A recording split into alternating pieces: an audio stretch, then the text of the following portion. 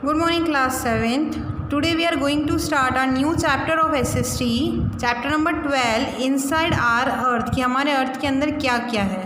Okay इसके अंदर हम लोगों को पता मतलब हम लोग पढ़ेंगे हमारे अर्थ के अंदर क्या क्या है, जैसे मिनरल्स हो गए या रॉक्स के बारे में हो गया, सब स्टोन्स के बारे में. इसके अंदर हम लोग सारा कुछ वही पढ़ेंगे. ओके और थोड़ा सा इससे पहले कि हम लोग पढ़ेंगे हमारे अर्थ का सरफेस कैसा है वगैरह सारा कुछ.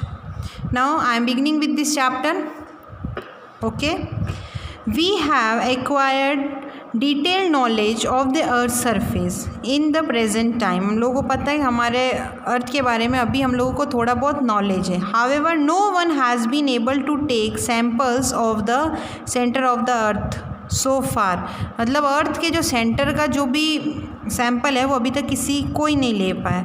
Using the current technology we have been able to drill approximately up to 13 kilometre only whereas the centre of the earth. अभी तक इतना ही मतलब ड्रिल किया गया है, मतलब अप्रोक्सीमेटली 13 किलोमीटर मतलब उसके सेंटर के अंदर. Earth is about 6400 kilometre above the surface. जो अर्थ है 64 किलोमीटर थोड़ा सा below the surface. However, using indirect sources, scientists has been able to determine the structure and composition of the Earth's interior. मतलब जो साइंटिस्ट हैं उन्होंने एक ऐसे बता रखा है कि अर्थ का स्ट्रक्चर और इसका इंटीरियर ऐसा है. The most important source of information is the study of earthquake. इसके अंदर earthquake की सब स्टडी करते तो हमें पता चलता है. ओके उसमें डिस्टर्बेंस वगैरह जब होता है तब उससे सारा कुछ पता चल जाता है. We have read in our earlier class how the earth was formed about 4500 millions year ago. हम लोगों ने पहले पढ़ा है कि हमारा अर्थ मतलब कैसे बना था, सारा कुछ उसका क्या प्रोसेस था. But since its birth the earth as well as other planets are continuously undergoing change. और अर्थ और दूसरे जो भी प्लैनेट्स हैं उसके अंदर अभी तक भी धीरे धीरे चेंजेस अभी भी हो रहे हैं. Nothing in this universe is static. मतलब अभी इस यूनिवर्स के अंदर कोई कुछ भी ऐसा नहीं है कि जो मतलब एकदम स्थिर है या एकदम मतलब वो अपनी जगह पे नहीं. इसमें धीरे धीरे सारा कुछ चेंज होते जा रहा है. Okay surface of the earth. Earth का सरफेस कैसा है हमें आप लोगों को अच्छे से पता है कि मोस्टली हमारा जो अर्थ का पार्ट है वो वाटर से कवर्ड है. ओके और कुछ परसेंट जो है वो लैंड है. Now we'll read about this. Around 29% of the earth surface it covered with land. जो 29% है वो लैंड से कवर्ड है. And the rest 71% is covered with water. और जो बाकी का जो पोर्शन है 71% वो है वाटर से कवर्ड है. The Pacific ocean is larger than all the 7 continent. जो पैसिफिक ओशन है जो हमारे 7 कॉन्टिनेंट है उनमें से सबसे बड़ा है ये. पुट टुगेदर इन एरिया मतलब एरिया के अंदर भी. What are the factors that affect the distribution of land and water. मतलब लैंड और वाटर से हमें कैसे पता चलता है इसके डिस्ट्रीब्यूशन से. This distribution is affected by climatic change. इससे हमारे क्लाइमेट में भी चेंज होता रहता है. And tectonic activities. और टेक्टोनिक एक्टिविटीज़ में भी थोड़ा बहुत चेंज होते रहता है. If you see the physical map of the world. अगर आप वर्ल्ड का फिजिकल मैप देखोगे you can better understand how land and water are distributed around the earth. Land और वाटर कैसे डिस्ट्रीब्यूट हो रखा है. ओके मैप के अंदर भी मोस्टली पार्ट आपने देखा होगा कहीं पे वाटर वाला पार्ट होता है उसमें ब्लू आपका कलर आता है और बाकी जो ऐसे प्लेन लैंड पार्ट होता है वो एकदम ब्लैंक रहता है. Okay can you name the continents. क्या आप कॉन्टिनेंट्स के नेम बता सकते हो. out of northern hemisphere and the southern hemisphere. which hemisphere has more land under it. कौन सा हेमिस्फीयर में सबसे ज़्यादा लैंड है.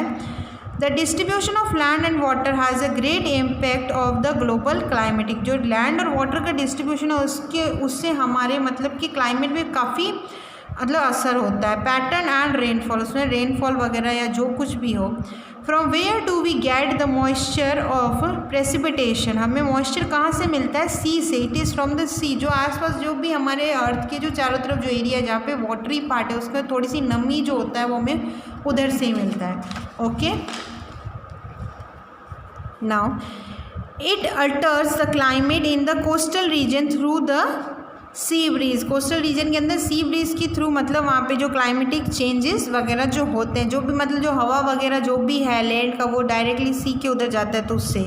The ocean currents also alter the climate of the place near the sea, उसका मतलब जो सी का जो आसपास का क्लाइमेट होता है उसमें भी थोड़ा सा चेंज रहता है, ओके, थोड़ा वो डिफरेंट रहता है। The distribution of land and sea also influence the population pattern around the globe, जो मतलब सी के आसपास का जो भी एरिया है वहाँ पे जो पॉपुलेशन होती है उसके अंदर ही मतलब काफ़ी, क्योंकि काफ़ी एरिया जो होता है वो मतलब लैंड कम होती है और सी मतलब कि समुद्र के उधर जो होता है ओशियंस हो गया जैसे कि, तो आसपास जो होता है वो एरिया काफ़ी ज़्यादा पानी से कवर होगा, तो कैसे ज़्यादा लोग उधर नहीं रह सकते, कुछ लोग वहाँ पे रह सकते, तो उसमें मतलब कि आसपास का एरिया पे भी इफ़ेक्ट होता है।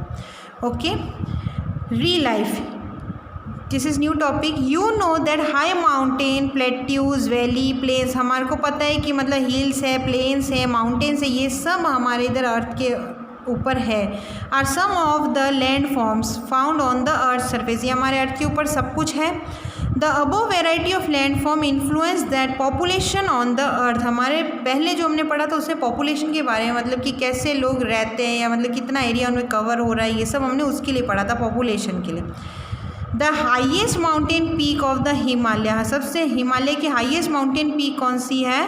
द माउंट एवरेस्ट है। And the deepest part in the ocean marine trench, और जो डीपेस्ट पार्ट है वो क्या है ओशियन का? Marine trench. Are measured from a base, इसको मेज़र किया है बेस से। This base is known as the sea level, मतलब इसको सी लेवल कहा जाता है।